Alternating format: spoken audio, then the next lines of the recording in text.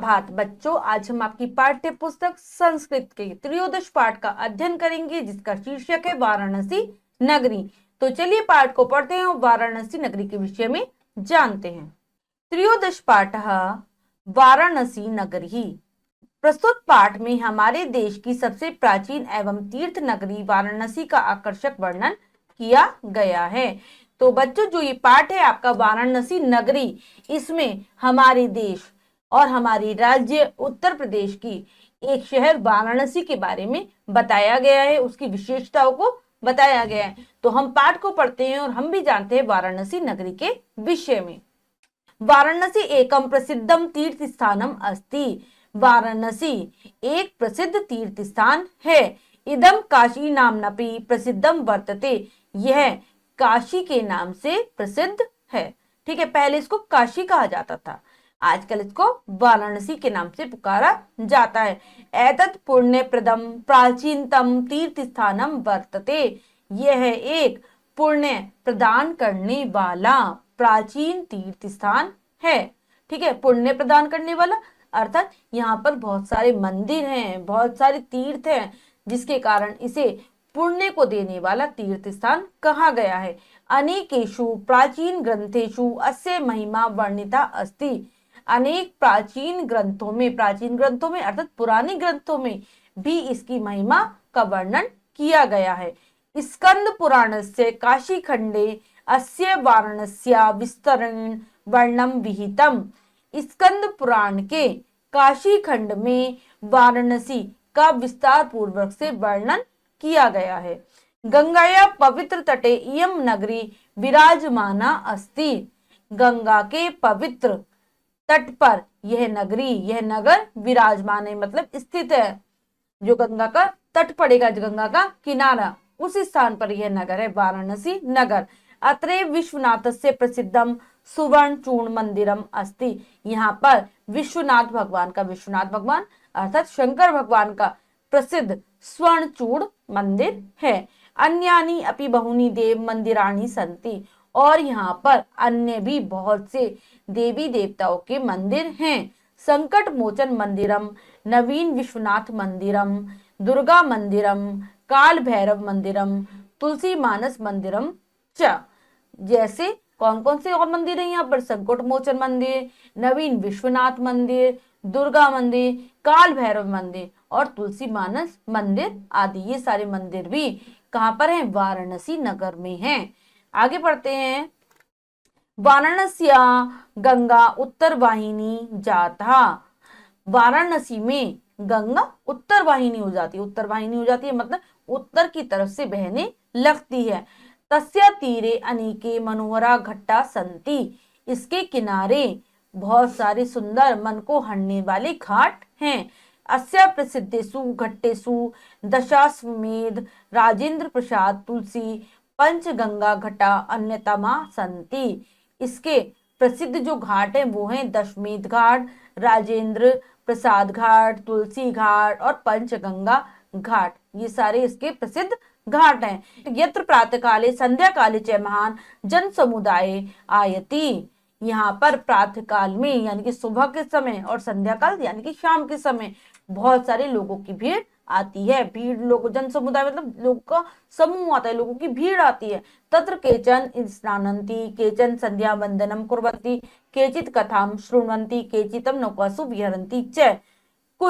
यहाँ पर कुछ लोग स्नान करने के लिए आते हैं, कुछ लोग संध्या वंदन के लिए आते हैं, संध्या वंदन करते हैं आकर, कुछ कथा सुनते हैं आकर यहाँ पर, और कुछ नौकाओं में विहार करते हैं, यानी कि जल के अंदर नौका विहार करते हैं, नौकाओं में घूमते हैं।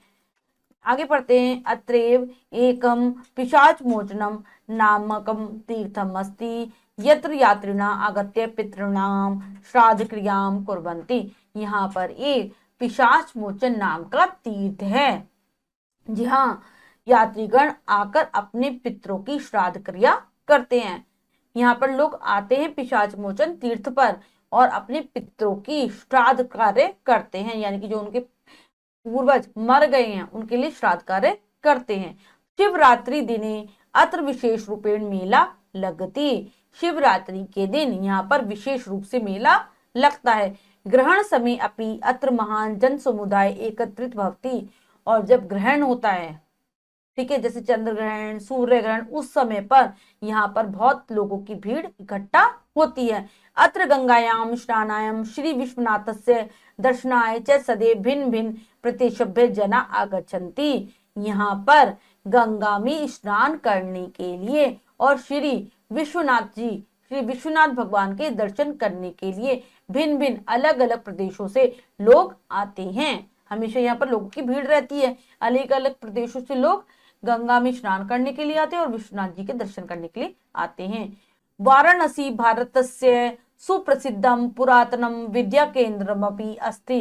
वाराणसी भारत का सुप्रसिद्ध पुरातन विद्या का केंद्र है। सुप्रसिद्ध, पुरातनम मतलब बहुत प्रसिद्ध और प्राचीन काल से बहुत पुराना विद्या का केंद्र भी है। यहाँ पर विद्या दी जाती थी बहुत प्राचीन काल से ही। अत्र बहु प्राचीन कालात पठन पाठनियों परंपरा राजते। यहाँ पर बहुत प्राचीन काल से, बहुत पुराने समय से ही पढ़ने और पढ़ाने का कार्य की परंपरा चलती आ रही है। अत्र अनेके विख्याता पंडिता जाता। यहाँ अनेक प्रसिद्ध पंडित हैं, यहाँ से अनेक प्रसिद्ध विद्वान हुए हैं, अनेक प्रसिद्ध पंडित हुए हैं। अद्यापि अत्रत्यानाम पंडितानाम देशे विदेशे सर्वत्र प्रतिष्ठा भवति। आज भी यहाँ के पंडितों की देश विदेश में प्रतिष्ठा होती है। प्रतिष्ठा होती है मतलब सम्मान होता है देश विदेश में आज भी, कि अगर कोई काशी का पंडित है, कोई वाराणसी का पंडित है, तो उसकी का बहुत सम्मान किया जाएगा। विश्वविख्यात हिंदू विश्वविद्यालय अतएव राजते। यहाँ पर विश्वविद्यालय है, हिंदू विश्वविद्यालय है, ठीक है, जो कि विश्व में प्रसिद्ध है, संसार में प्रसिद्ध हिंदू विश्वविद्यालय यहीं पर है। संस्कृत शिक्षाया प्रसिद्धम केंद्रम संपूर्णानंद संस्कृत विश्वविद्यालय अस्या एव शोभाम वर्धति। संस्कृत शिक्षा में प्रसिद्ध संपूर्णानंद संस्कृत विश्वविद्यालय भी इसकी शोभा को बढ़ाता है, वो यहीं पर है, ठीक है। वो संसार में प्रसिद्ध है, कौन सा विश्वविद्यालय? संपूर्णानंद संस्कृत विश्वविद्यालय इसकी शोभा को बढ़ाता है, वाराणसी नगरी की। अत्रे महात्मा गांधी काशी विद्यापीठम अस्ति। और यहीं पर महात्मा गांधी काशी विद्यापीठ स्थित है। ये सारी चीजें हैं हमारी वाराणसी नगरी में। आगे पढ़ेंगे। अत्र अनेकानि पर्यटन स्थलानि सन्ति। यहाँ पर अनेक पर्यटन स्थल है। पर्यटन स्थल अर्थात घूमने के स्थान है। विश्व प्रसिद्धम सारनाथ स्थितम बौद्ध मंदिरम इहेव अस्ति। यहाँ पर विश्व में प्रसिद्ध, संसार में प्रसिद्ध सारनाथ में स्थित बौद्ध जी का मंदिर है, बौद्ध भगवान का यहाँ पर मंदिर है। यत्र भगवान बुद्ध प्रथम ज्ञानोपदेशम शिष्यभ्य अदात। यहाँ पर भगवान बुद्ध ने अपना पहला ज्ञानोपदेश अपने शिष्यों को दिया था। कहाँ पर दिया था? सारनाथ में स्थित जो उनका बौद्ध मंदिर है, वहां पर महात्मा बुद्ध ने अपने शिष्यों को पहला अपना ज्ञानोपदेश दिया था। अतएव भारत माता इति नामकम मंदिरम अपि अस्ति। यहाँ पर भारत माता नाम का एक मंदिर भी है। वाराणसी अस्माकं पवित्रम तीर्थ स्थानम विद्याया विश्वविख्यातम केंद्रम तुलसीदासस्य कबीरदासस्य रविदासस्य च साधना भूमि तथा मुमुक्षुणां मुक्तिदायिनी नगरी अस्ति। वाराणसी हमारा पवित्र तीर्थ स्थान है, विद्या का विश्वविख्यात, विश्व में प्रसिद्ध केंद्र है। तुलसीदास, कबीरदास और रविदास जी की साधना स्थली है, मतलब यहाँ पर आकर इन्होंने साधना की थी, अपनी तपस्या की थी, जिसके बल पर इन्हें ज्ञान का प्राप्ति हुई थी। और साथ ही साथ मुमुक्षुणां मुक्तिदायिनी नगरी अस्ति। ये मृतकों की मृत्यु हो गई जिन लोगों की, उनके लिए मुक्तिदायिनी नगरी है। जब यहाँ पर लोग आकर अपने पितरों का श्राद्ध करते हैं तो उन्हें मुक्ति मिल जाती है। तो बच्चों, आज हमने आपकी पाठ्य पुस्तक संस्कृत के वाराणसी नगर के बारे में पढ़ा, तो जिसमें हमने जाना कि हमारी जो देश की और राज्य की प्रसिद्ध वाराणसी नगरी है उसमें क्या क्या विशेषताएं हैं, और हमें भी जरूर इसका एक बार दर्शन करना चाहिए, यहाँ पर जाकर एक बार जरूर भ्रमण करना चाहिए। तो चलिए अब हम पाठ के शब्दार्थ कर लेते हैं। शब्दार्थ: सुवर्ण चूर्णम, स्वर्ण मंडित शिखर वाला, पुरातनम प्राचीन, अत्रत्य यहाँ के, अत्रेप यहीं, विराजते सुशोभित होता है, गंगाया तटे गंगा के किनारे पर, विस्तृण विस्तार से, घट्टा घाट जहाँ पर लोग स्नान करते हैं, नौकासु नाव में, सर्वत्र सब जगह। सभी बच्चे पाठ के शब्दार्थ अच्छे से याद कर लेंगे, जिससे कि भाषा समझने में आसानी रहेगी। आगे करते हैं, अब हम पाठ का अभ्यास कार्य कर लेते हैं। अभ्यास, पहला प्रश्न रहेगा लिखितम से। तो चलिए प्रश्न पढ़ते हैं और करने की कोशिश करते हैं। लिखितम, उचितम उत्तर प्रदम वृत्तम रज्यत, सही विकल्प वाले गोले को रंगिए। प्रश्न में 4 विकल्प हैं, 3 विकल्प गलत हैं, 1 विकल्प सही है। हमें सही विकल्प वाले गोले को चुनना है और उसको रंग देना है। तो चलिए प्रश्न पढ़ते हैं और करने की कोशिश करते हैं। सबसे फर्स्ट पढ़ते हैं, पहला पढ़ते हैं, वाराणसी एकम रिक्त स्थानम अस्ति, तीर्थ स्थानम, सामान्य स्थानम, व्यापारिक स्थानम को अपि न। तो हमने पढ़ा था पाठ में वाराणसी एक तीर्थ स्थान है, तो ए विकल्प है हमारा तीर्थ स्थानम, जो कि बिल्कुल सही है। तो चलिए करते हैं। ए तीर्थ स्थानम, क्या आएगा? ए तीर्थ स्थानम। नेक्स्ट करेंगे, अस्य महिमा रिक्त स्थान काशी खंडे वर्णिता, इसकी महिमा काशी खंड में वर्णित है। तो किसके काशी खंड में वर्णित है?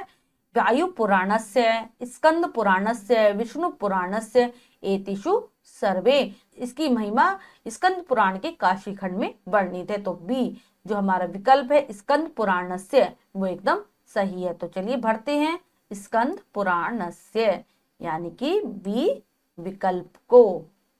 कौन से विकल्प को हमें भरना है? इसमें बी विकल्प को भरना है। अगला करेंगे, वाराणस्याम पूरा नाम मथुरा, अवंतिका, काशी, माया नगरी। तो वाराणसी का जो पुराना नाम है, जो प्राचीन नाम है, वो है काशी। सी काशी इसमें हमारा विकल्प सही है। तो चलिए भरते हैं सी काशी को। सी काशी। नेक्स्ट करेंगे, इयम नगरी रिक्त स्थान पवित्र तटे विराजमाना अस्ति, यमुनाया, ब्रह्मपुत्रस्य, सतलुजस्य, गंगाया। यह नगरी किसके पवित्र तट पर विराजमान है? किसके पे? हमने अभी पाठ में पढ़ा था, गंगा के।